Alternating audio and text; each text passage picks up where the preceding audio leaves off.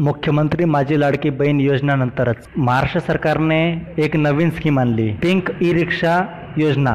Pink E रिक्षा योजना या योजनेमध्ये राज्यातील गरजू महिलांना रोजगारासाठी रिक्षा उपलब्ध करून देण्याबाबतचं हे परिपत्रक आहे. तर महिला व बाल विकास मंत्रालय महाराष्ट्र शासन यांच्याकडून हा राजपत्र जाहीर करण्यात आला.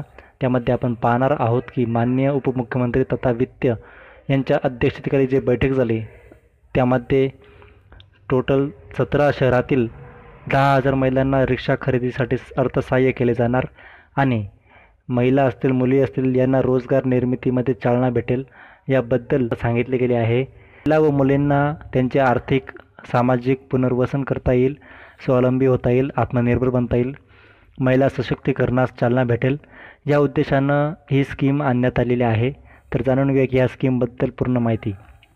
सदर स्कीम ही 17 शहरांमध्ये दिली गेली आहे. तर त्यामध्ये मुंबई उपनगर, ठाणे, पुणे, नाशिक, नागपूर, कल्याण, अहमदनगर, नवी मुंबई, पिंपरी, अमरावती, चिंचवड, पनवेल, छत्रपती संभाजीनगर, डोंबिवली, वसई, विरार, कोल्हापूर व सोलापूर या शहरांमध्ये ज्या महिला आहेत त्यांना रिक्षा खरेदी करण्यासाठी अर्थसहाय्य व चालवण्यासाठी इतर सोयीसुविधांचा उपलब्ध करून दिलेला आहे.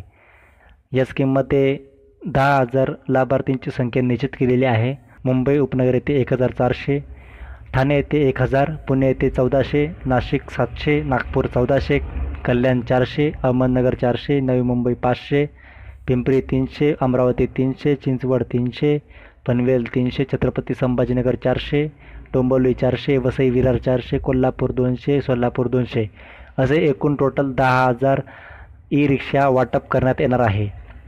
योजनेचा उद्देश हेच तुम्हाला आता सांगितलं मी की सामाजिक पुनर्वसन असेल, रोजगार निर्मिती असेल, महिला सशक्तीकरण असेल.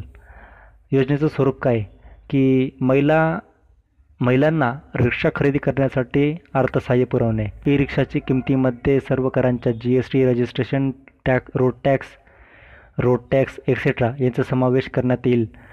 नागरी बँका असतील, जिल्हा मध्यवर्ती बँका असतील, राष्ट्रीयकृत बँका असतील त्यांच्याकडून ई रिक्षा किमतीचे 70% अर्ज उपलब्ध करून देण्यात येईल. राज्य शासन 20% आर्थिक भार उचलणार आहे. योजनेची लाभार्थी महिला मुली यांच्यावर 10% आर्थिक भार असेल. योजनेचा लाभार्थी राज्यातील गरजू मुली व महिला. योजनेच्या लाभार्थ्याची पात्रता, लाभार्थीचे कुटुंब महाराष्ट्र राज्याचे रहिवासी असणं आवश्यक आहे. वय 18 ते 35, त्यानंतर कोणत्या तरी बँकेत खाते असणं आवश्यक आहे. लाभार्थीचे कुटुंबाचे उत्पन्न 3 लाखापेक्षा जास्त नसावे. वाहन चालक परवाना असावा.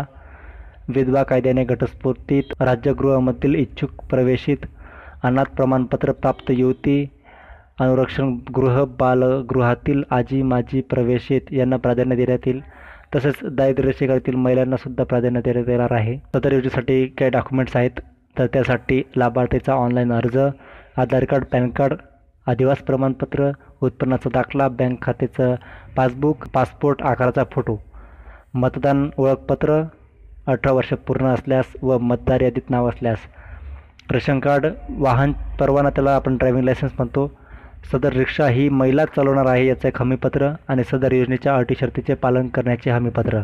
आता लाभार्थ्यांची निवड कसं होणार? सदर योजनेअंतर्गत लाभार्थ्यांची निवड जिल्हाधिकारी यांच्या अध्यक्षतेखाली प्रमाणे समिती गठीत करण्यात येणार आहे. परिवहन विभाग अधिकारी प्रतिनिधी सदस्य, उद्योग ऊर्जा व कामगार अधिकारी प्रतिनिधी सदस्य असणार आहे. महिला आर्थिक विकास महामंडळ जिल्हा समन्वयक सदस्य असणार आहेत.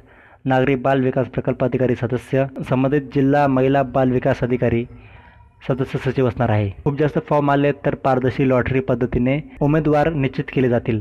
त्यानंतर नियंत्रण अधिकारी, आयुक्त महिला व बाल विकास महाराष्ट्र राज्य पुणे हे सदर योजनेसाठी नियंत्रण अधिकारी राहतील. पिंक ई रिक्षाचे स्पेसिफिकेशन कसं असणार आहे की components, pricing including all taxes, 4 लाखाच्या पुढं रिक्षाचं किंमत जायला नको. मिनिमम मोटर कॅपॅसिटी 10 HP पाहिजे. एकदा चार्ज केल्यावरती किमान 110 किलोमीटर चालले गेले पाहिजे. सीटर असले पाहिजे.